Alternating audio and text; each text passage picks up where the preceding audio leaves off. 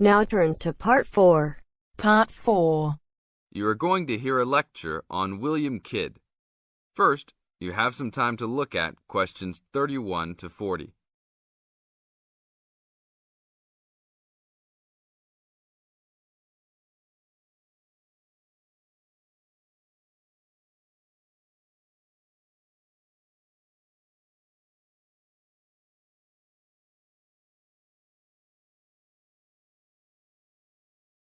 Now listen to the tape and answer the questions.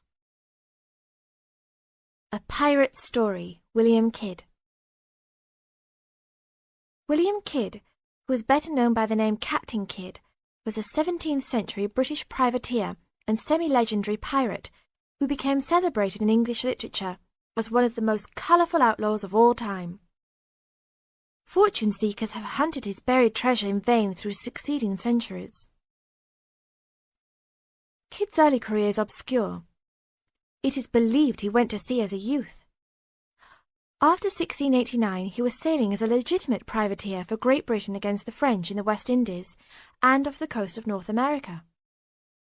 In 1690, he was an established sea captain and shipowner in New York City, where he owned property. At various times he was dispatched by both New York and Massachusetts to rid the coast of enemy privateers. In London in 1695, he received a royal commission to apprehend pirates who molested the ships of the East India Company in the Red Sea and in the Indian Ocean. Kidd sailed from Deptford on his ship, the Adventure Galley, on February 27, 1696, called at Plymouth, and arrived at New York City on July 4th to take on more men.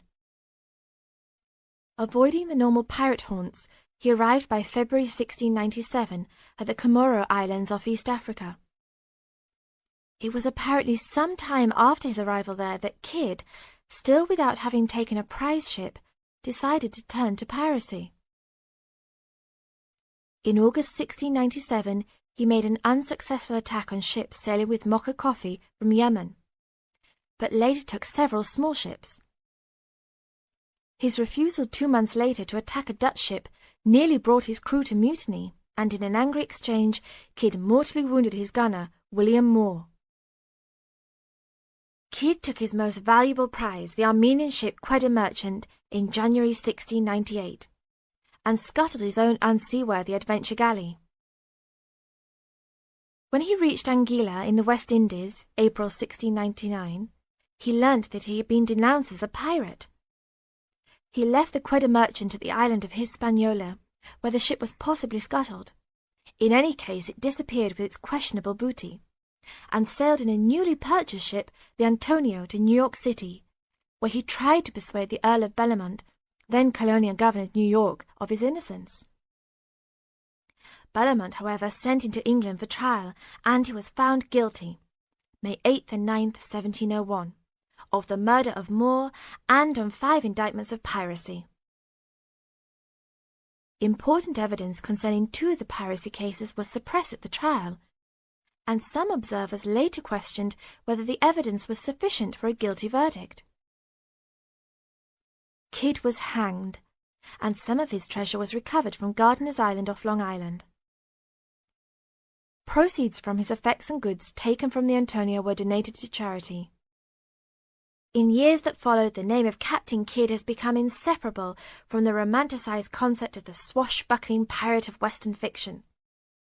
Among other stories concerning caches of treasure he supposedly buried is Edgar Allan Poe's The Gold Bug.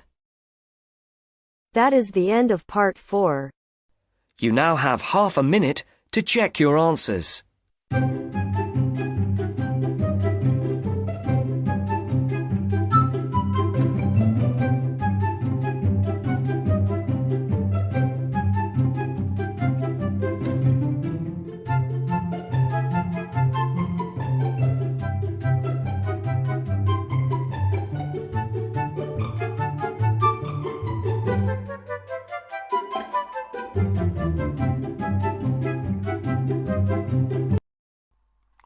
Hi, this is IELTS Bob.